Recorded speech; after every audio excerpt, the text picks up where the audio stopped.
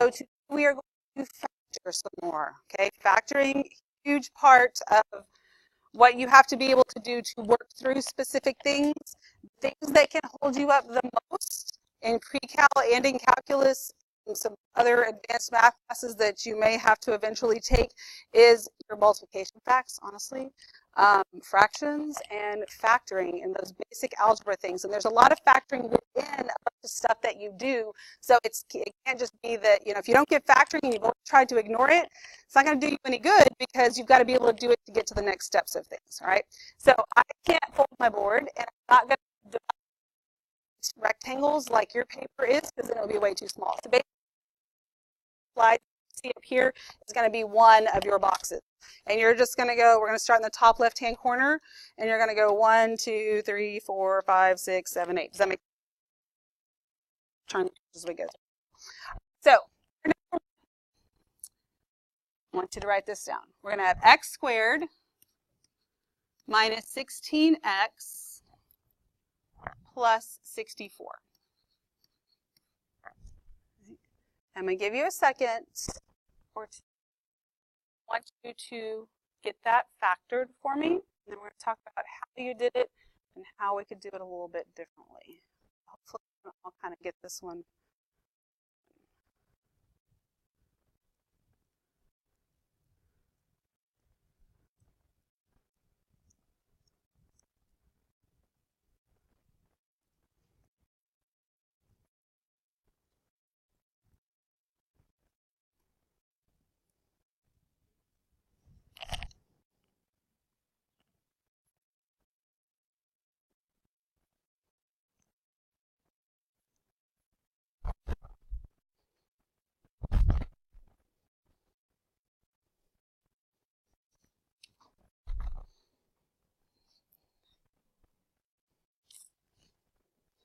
All right, so what most of you are doing, which is fine, and I'm saying that there is nothing wrong with this at all. Looking for two numbers that give you 16.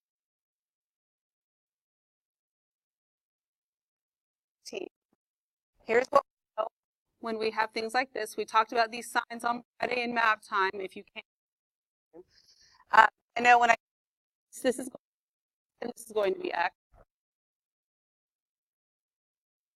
The sign this is negative. That means we're both negative.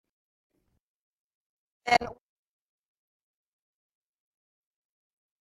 so 8 and 8, which means I can then write this as x minus 8 squared. Okay. Everybody okay with that? Now, did you all do this one by doing it like this, right? That's what everybody's doing. Which again, there is nothing wrong with that. I'm not saying you can't do it that way. But what I do want you to see is that there are special cases, and this is actually a special case. If you turn in your I think it's page 27. Nice and handy. I want you to have page 27 handy. Tell me if I'm wrong about the page number. I gave my examples away to somebody. Yeah. Okay. So page 27, that's where there's that pretty factoring thing that I copied for color. Right? I think I might have some more somewhere, but I'm not sure where they are. But you can kind of talking about. Right. So this is a special case, which honestly, of all the special cases, this is the least recognized one. It's factor like you. The fact that this is one. This is called a perfect square trinomial. Okay, so I want you to write this down. Perfect square trinomial.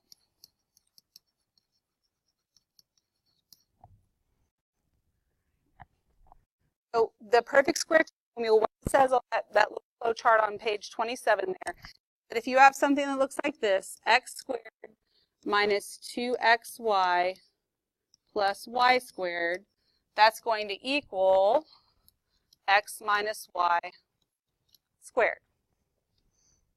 Okay? Here's the easiest way to identify them. And it's easy to identify them when a is 1 right here. Okay, if a is 1, then you just look at what you have here. if you can take half of this and square it, you have a perfect square. So this, I can take half of 16, it's 8. 8 squared is 16.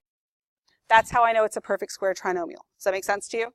What's really happening here in this particular one, as far as these x and y's are concerned, when you compare it to this one up here, so x down here is represented by x up there. Oops, x equals x, what I meant to do. And then the y that's in here is represented by what number up there? What would y be?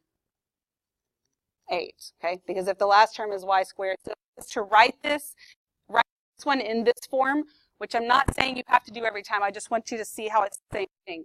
This is x squared minus 2 times x times your y, which is 8, plus 8 squared. So that's why you can just take half, divide that by 2, and then square it, and it should work. So in the same box, I know this is probably the most we're going to write in any box, but I would at least want to add this in there. So if I have x squared plus 6x plus 9, right? So I take half of 6, what do I get? 3. And you square it and you get 9. So without thinking through all the factoring things and all my little, what are my possibilities, that sort of thing, I know that this is just going to be x plus 3 squared. And this sign right here is determined by whatever the sign of b is. You see how easy that is? So that can really help it if you can recognize them. But again, this is probably the one where for some people they just feel like if I just factored it and didn't worry about all that stuff, then it would be a whole lot easier. Okay? We good with that? Any questions? As long as you can factor it and get it to here and then know to write it like that, even if you don't use the special case, it's totally fine. You were shown some shortcuts in special cases. In some cases, that's the only way you can do it. But then in others, it's going to be, you know, it's just kind of makes your life easier sometimes. Okay, we good? All right, so go to the box to the right of it. And this is going to be number 2. Oh, number 2. So 4x squared minus 12x plus 9.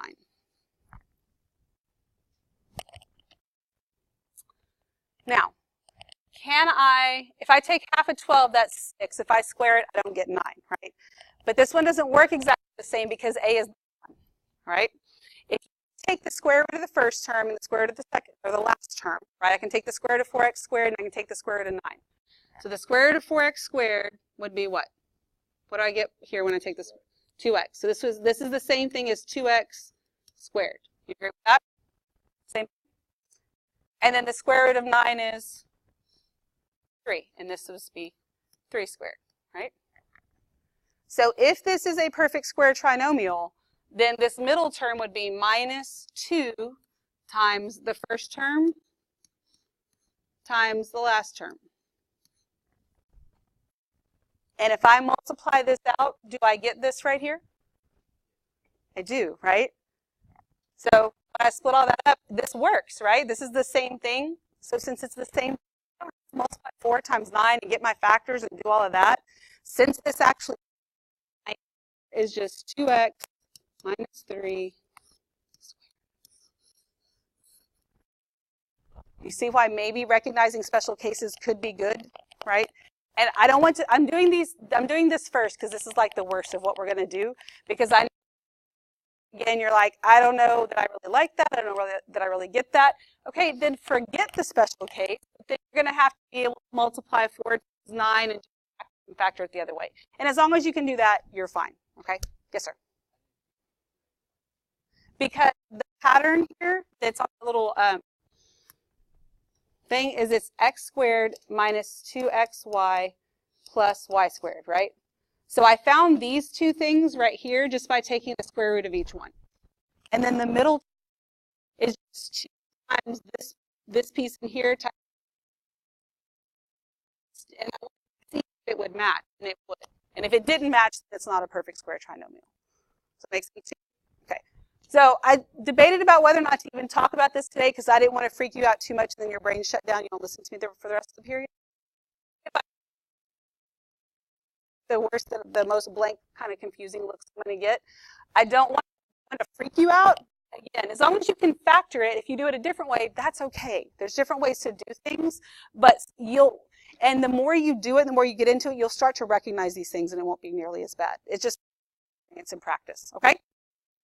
Good. We're good so far? All right, so don't let me lose you on here. All right, so go to the next box, which should be under number 1. This is going to be much, much better. All right, so we've got, I sure hope so, right? So we've got 4x squared times y minus 36y. And I already heard, oh my gosh, right? So I'm giving you some that don't look that pretty, but they're really not that bad, okay? Because that's what happens a lot of times. You see it, it looks a little ugly, it's pushing you out of your comfort zone, and so you're like, oh Lord, I can't do this, I'm just going to shut down right now, right? And forget about that. When you go to factor, what should always be the first thing you look for? GCF, greatest common factor, yes. And not just the CF, but the GCF. So if I can factor one out, I want to do that because it's going to make my life easier. Can I factor out a GCF here? Yes. What would my GCF be? 4y. Okay, it's all good. And we'll talk about 2. Let's go ahead and factor out the 4y. So I'm going to take 4y out, and that's going to leave me with x squared minus what? 9. Okay. So look at what happens if we do just the 2. Okay? No, that's okay, because look, if we get, let's just say we did 2y, right? And we get, that would give me 2x squared minus 18, right? And then before you move on, that's when you want to make sure that you actually got the GCF, because 2y is a CF, it's common factor, right? If you can factor out more, then factor out more. I think sometimes when you think that's the GCF, if you just go ahead and do it, then you'll see that, oh, I could have factored out another 2, and then when you do that, you actually get there. Okay, so that's fine. I mean, that happens sometimes. You think it's the one, and you're like, oh, there was something else. You didn't even see it because there was a whole bunch of mess. So now that we're here, this right here, what I've done, easy. What is it called here? Do you remember?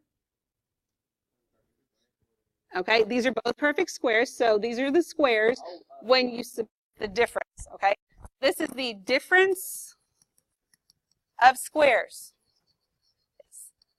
If I had the sum of squares, I couldn't factor it. Difference of squares, I can. So what this little rule is this: a squared minus b squared equals, and you can factor that, it's a plus b, a minus b. It's that easy. Okay, so we like difference of squares. So I rewrite my 4y, and then it's going to be 2 of these. You just take the square root of each piece. This is x. What's the square root of 9? 3. So it's x plus 3, x minus 3, and it's factored. That's one of the special cases that you need to know. Otherwise, it makes it way harder to try and actually do it a different way. Okay, we all good? Remember that, and if you have, there is no sum of squares. So if I have x squared plus 4, that just equals x squared plus 4. You cannot factor it, okay? Nothing you can do there. Sum of squares, it's prime, and that's what your little, you can do anything only with the difference of squares. Okay, we all okay with that? Yes? Okay, and that's an easy one, but you have to know, you have to know the pattern. All right, so number 4. You go to the next box, and I'm going to give you 16x to the 4th minus 1.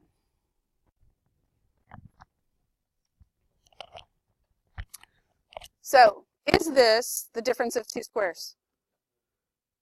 Can I take the square root of the first one? Yes, I can take the square root of this, right? Can I take the square root of this? Then it is the difference of squares. What is the square root of 16x to the 4th? Well, the square root of this, the square root of 16, so it's 4x squared. So this is going to factor into this. One of them's plus, one of them's minus, right? I take the square root of this, and that's going to give me 4x squared. What's the square root of 1? And then 4x squared minus 1. Everybody good with that? Can I factor this more? Yes, I can. Can I factor this first term anymore? No, because it's this. to this. It's the best I can do. Is this another difference of squares? Yes, which means I will be able to factor it into two binomials. What's the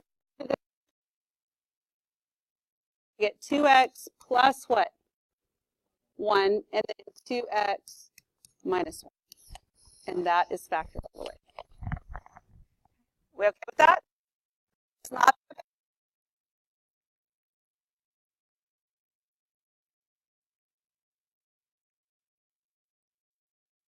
Ask me questions if you've got them. We're all good so far? All right, let's go to the next box then. Number 5. Give you t cubed plus 125. We talked about this on Friday in Math. It's called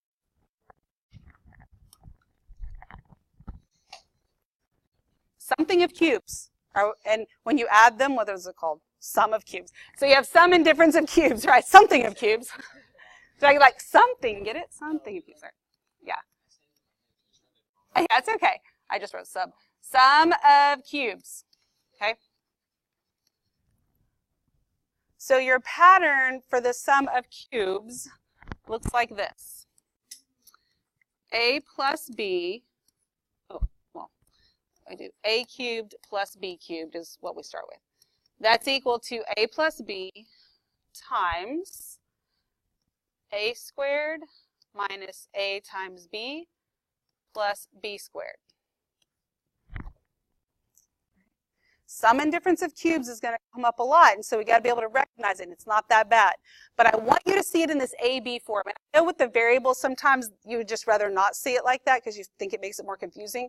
But what I want you to see is there's no numbers in here. There, the perfect square trinomial where you have a 2 in there, it's just A's and B's, right? That's all that it is. And do you understand where the A's and the B's come from? It's the cube root of this, and it's the cube root of this, right? To keep this straight, if you understand the A's and the B's, most people mess up most. And remember, there's a little acronym. You remember what the acronym is? SOAP. Good. SOAP is your acronym. So for the signs, that means this is the same, opposites, and always positive. Very good.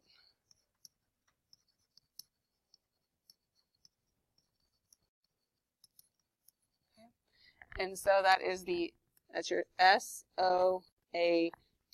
So difference of cubes, that would be minus plus plus, but the A's and B's are the same. Okay, does that make sense to you? So if I have t cubed plus 125, then for this one right here, A equals what? T. And what does B equal? 5. Is the cube root of 125 is 5. Does that make sense? We all good so far? So when I actually go to factor that, this is what it's going to look like. And I would suggest maybe we get our first. This is the sum of cubes. So the signs are the same, opposite, always positive. So I've got my signs in there. I'm good. Then I go to put the rest in there. I have to take, this is just A and B, so this would be t plus 5. Then when you put it in the rest, you take this first one and you square it, so that's t squared. Then you multiply the 2 together. This is 5. And then the last one squared is 25. As long as you started with actual cube and split into the 6th or anything like that you with, when you get to this is factor it. You're done. You don't even have to try.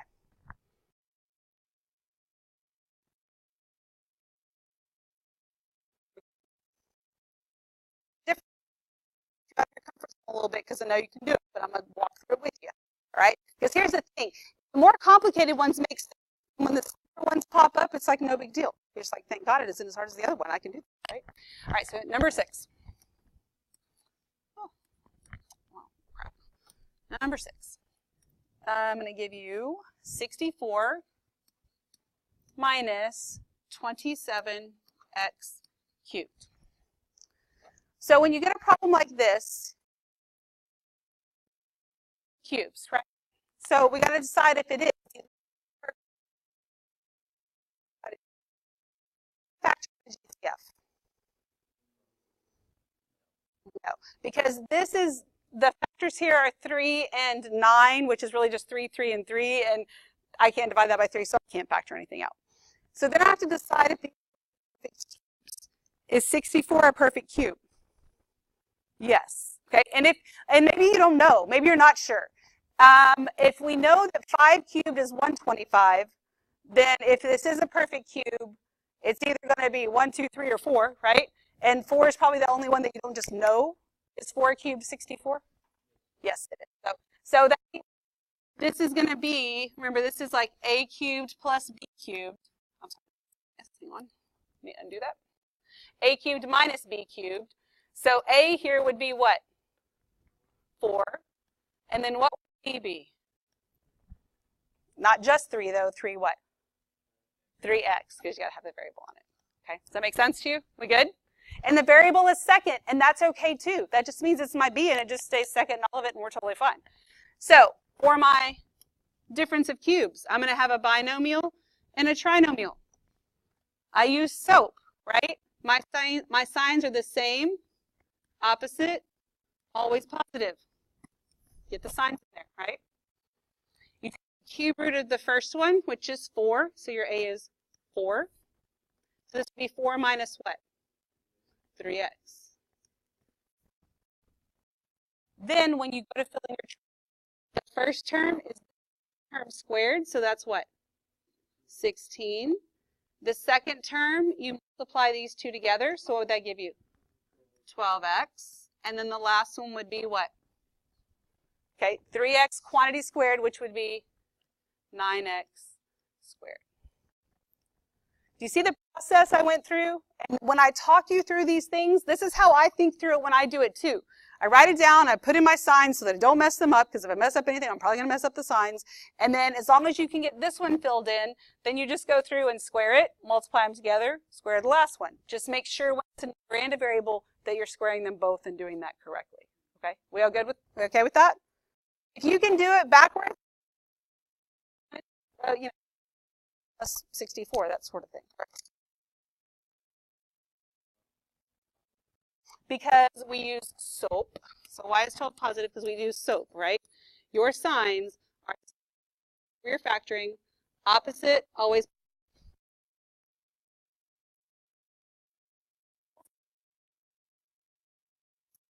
It just depends whether it's here or yeah. Okay, so then let's move on to the next one. Number 7. They give you 20x cubed minus 5x squared plus 8x minus 2. So the other day when I threw up some and I was, that sounds terrible. I threw some questions up on the board and asked you what they made you feel and if you felt comfortable with them. I think when I put one up there like this, y'all were kind of like, oh, yep, never mind, not so confident about factoring anymore, right? But if you look on page 27 on that flow chart, it says, is it a trinomial? Do this. If it's not a trinomial, if there are more than 3 terms, then you only have one other option. What would my option be here? To do what? What's it called? Well, I do look for a GCF. Thank you. But is there a GCF? No. Okay. But grouping. You know, we're going to do group. It's not, this looks terrible. Horrendous, but you split up a quadratic to factor it, type 2 together, and these 2 together. So then I factor that out. What can I factor out of these first 2 terms? 5x squared. Good. And then that's going to leave with 4x, and then what? Minus 1. Good. Then what can I factor out of the next 2 terms? 2. So it's going to be plus 2. And that leaves me with 4x minus 1. Now I want to pause here for just a second because I want to make sure you know what this is called, because maybe you've never actually had these words put with it before. But these 2 things here, this is called a common binomial factor. This is why grouping works. At this point, what I'm doing is factoring out that and instead of And what a lot of you, because I know, you get something like that, you look at it like, I can distribute it all back in, then you worry about what you're actually supposed to do, right? Got to factor that stuff out. To factor it, if you're given it this step, it's super easy. See, right? And so I factor that out, and that becomes 4x minus 1 times 5x squared plus 2. Now, this one squared this anymore? No.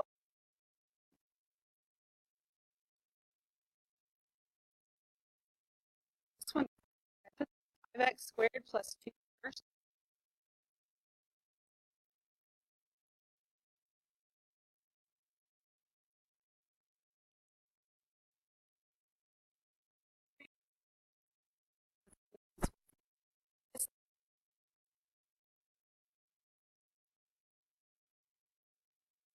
But it doesn't matter what order. Got them. Okay, next one, making sure. 9x squared y minus 8x squared. It's 9y plus 8. Okay, so I want to see if you can factor this by group.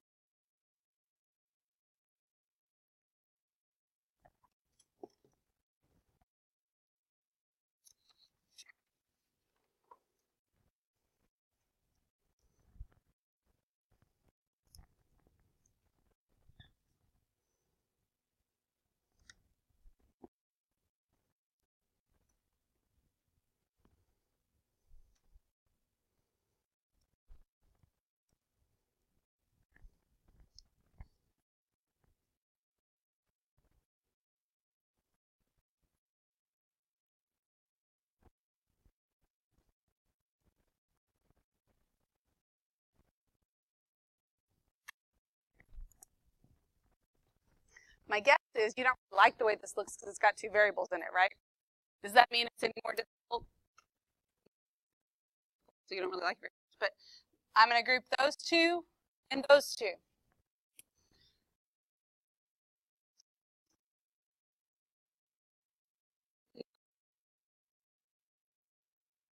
Right? Factor out of the next 2 terms. I would suggest that you put 1 there. A lot of times when you factor out that stuff, you don't put a 1. I would here because I think it kind of leads to some confusion sometimes. So this would be 9y minus. Now, let's say that this was plus and this was minus, like these signs were switched. Then I wouldn't have a negative 1 to factor out. What would I factor out? Positive 1. And this is like the only time that you actually factor out a 1 and it matters, and you want to actually write it, because if you don't, then again, you kind of get confused sometimes and do weird things. All right, so then I'm going to factor out my common binomial. So 9y minus 8 times x squared minus 1. Everybody good so far? Am I done? No. I can factor that more. And that's one of the things, even when you get really good at factoring, you always have to ask yourself, whoop, am I done or can I do more? I can't do anything else with this. Minus 8. But then this is a difference of squares. So that gives me x plus 1. Let's make sure it's factored all the way. We good? Any questions at all? Nope. All right, good deal. All right, so here's the deal. How things are like backwards and upside down in your ISN. As you've written on here, instead of flipping it over like normal people flip over paper, we flip it over this way. Right, you flip it like this way. So if you're confused, wait, this is what you're writing on. If you just flip it up and put like a number 9 right there, then that'll get you in the right spot. But you would normally flip over a piece of paper like that. Just make sure it's like that. And if it's upside down, whatever. I'm just trying to help you not to flip around your ISN so much. All right, let me give you number 9. Y'all are doing great. Number 9 is going to be p cubed minus p, I know, 5p squared minus 6p. Okay, so we need to factor that.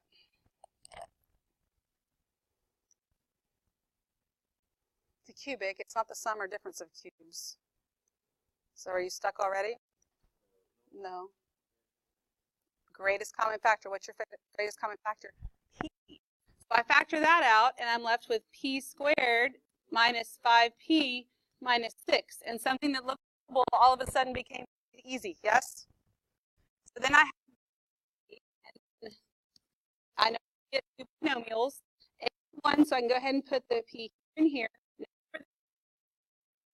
This is negative, which tells me the signs are opposite. So one of them's positive, one of them's negative. If you put your sign first, it'll maybe help you from it. So they're going to have to multiply to give me 6 and combine to give me negative 5. My options are 2 and 3 or 1 and 6. Which ones are going to work? 1 and 6. 6 with this negative.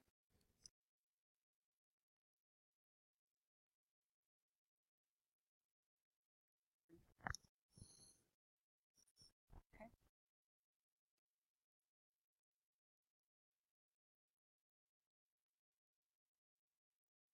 How to handle that. So if you weren't in math time, maybe you need to watch this video. All right, number 10. Let me give you 3b squared plus 11b minus 4.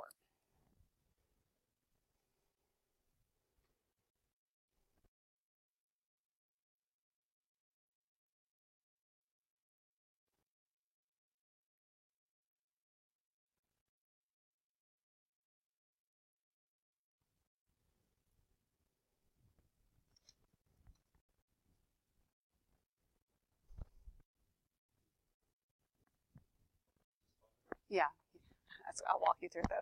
I was going to give you a second to kind of process through it. No GCF, right? So do we know what to do when A is not 1? Yes. And again, there's different ways. I suggest grouping. If you learned the divide and slide or whatever, kind of like grouping is your thing. This is what grouping is how you would do it. Y'all don't even, you just don't know what they're called? Okay. You multiply and then we're going to split that middle term? Yes? Okay. That's the way I would suggest do it anyway, but I know that sometimes you learn different things. So I'm going to multiply 3 times the 4 and I get 12, right? And I get 12, right? So now if we think about our signs, let's think about our signs before we do anything else. This is going to give me 3b squared. Now this is, which is my signs are some sort of b, and subtract some other b, and I'll fill those in just a minute, and then minus 4, right? So the signs are opposite, and they're give me 11, which means subtract to give me 11. So what are my factors then? 11, 1. Those are my only options because I got to get 11 out of it, right? So my 12 would be positive, my 1 would be negative. It doesn't matter which one comes first. What do I factor out of this first one? That leaves me with b plus 4. What do I factor out of this one? Negative 1, and that leaves me with b plus 4. So once you get it split up, it's grouping like you already know how to do. Then b plus 4 and 3b minus 1. Questions?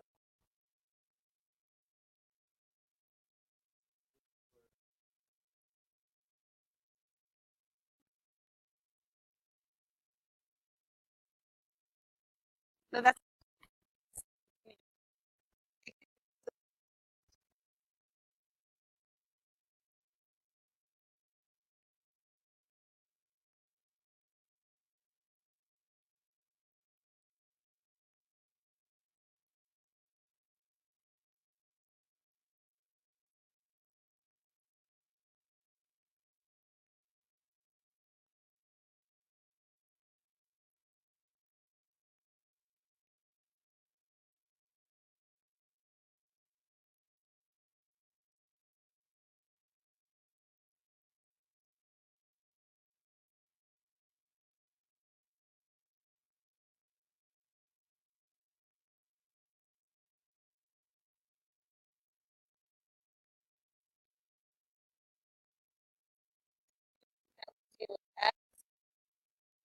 X3. What do I factor? So now,